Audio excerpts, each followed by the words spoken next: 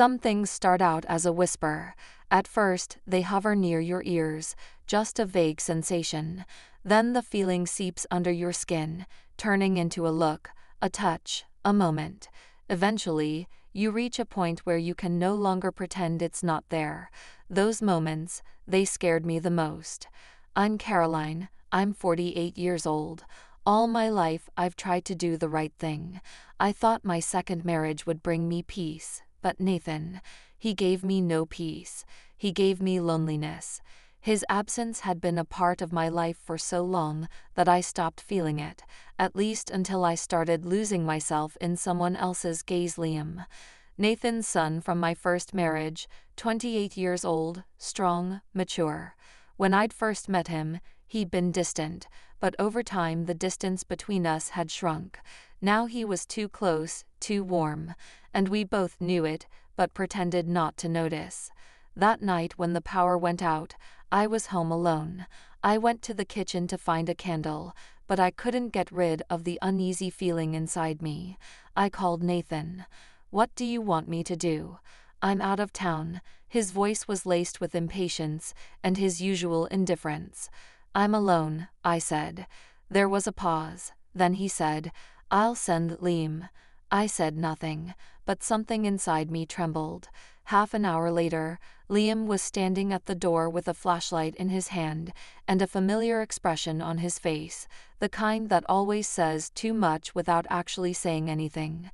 "Your dad said you were going crazy," he said, his voice calm, but there was something else in it, something playful. "I just don't like being alone," I replied, realizing my fingers were gripping the edge of the doorframe too tightly. Liam stepped inside. It was raining lightly, his leather jacket was damp, and his broad shoulders glistened in the dim light outside. I closed the door.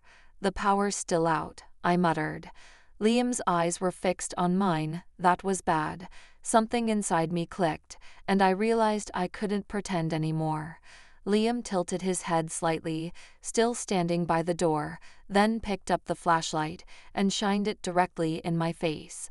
I squinted my eyes, but I felt his gaze shift downward. I was in my usual house clothes, a thin nightgown that barely reached my knees, with nothing underneath. I'd thrown a light sweater over my shoulders but hadn't bothered to tie it, and my legs were bare. Liam's eyes lingered on my ankles for a moment, and then slowly traveled higher.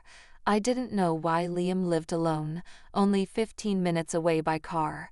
He had his own place, his own routine, his own life. But now he was here, in this house, with me. I walked silently to the couch in the living room, while Liam walked to the fuse box with the flashlight in his hand.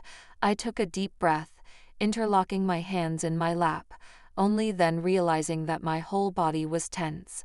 He flicked a switch, the lights flickered for a brief second, but then everything went dark again. "Chains," he muttered. Then he turned the flashlight toward the kitchen. "Let me check to see what the cause is." I didn't notice him go inside. I figure he had gone down to the basement, since the fuse box was next to the basement door. Then something fell. A loud metallic clang echoed in the darkness. I jumped up. "Liam." I stood up quickly and walked towards the dark kitchen. "Liam." No response. I took another step forward. Moonlight streamed through the kitchen window, casting faint shadows, but everything around me was cloaked in darkness. I couldn't see it, but I felt something moving. Just as I was about to turn around, my chest collided with something hard, Liam's body. The flashlight slipped out of his hand, its beam cast aside. His warm, strong body pressed against mine, and for a brief moment, a shockwave ran through me. Instinctively, I tried to pull back, but Liam was standing right in front of me. "Did you come to the kitchen too?" he asked, his voice low, almost a whisper. "I didn't know where you were," I replied, my breathing becoming unsteady. Liam's hand barely touched my waist, probably just for balance, but my body took it as more than that. The attraction we pretended didn't exist became too strong to ignore. The heavy silence between us was filled only by our breathing. Liam's breath was too close. There was nothing stopping us from closing our eyes, but we couldn't, because everything around us was black as pitch. I put my hand on his chest, trying to pull away slightly, but he didn't move, and neither did I. "Caroline," he whispered. Just the sound of my name in his voice made me shiver. I needed to get out of this state.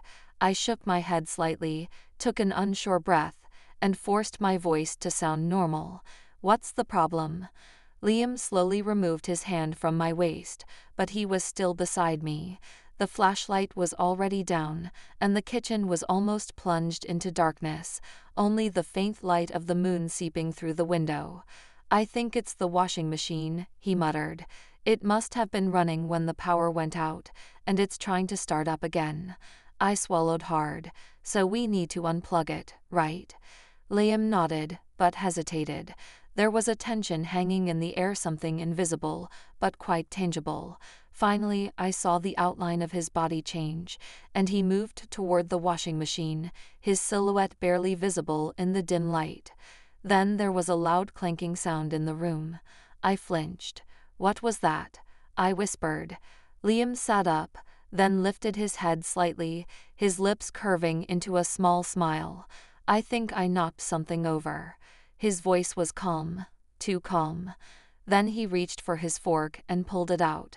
I exhaled deeply and pressed my back against the counter, trying to calm my heartbeat. I told myself I had to stay calm.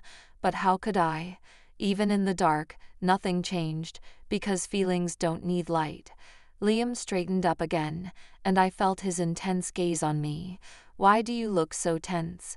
he asked, his tone teasing but hiding something else. "I'm not tense," I answered quickly, but he didn't look convinced. One step, then another. "I know," he said slowly. "I'm tense too." Something inside me clenched. I didn't know what to do. I should step back. I should look to the other side of the room. But I didn't do any of those things, because Liam was right in front of me, and I let him get so close that for a moment I didn't even realize what was going to happen next.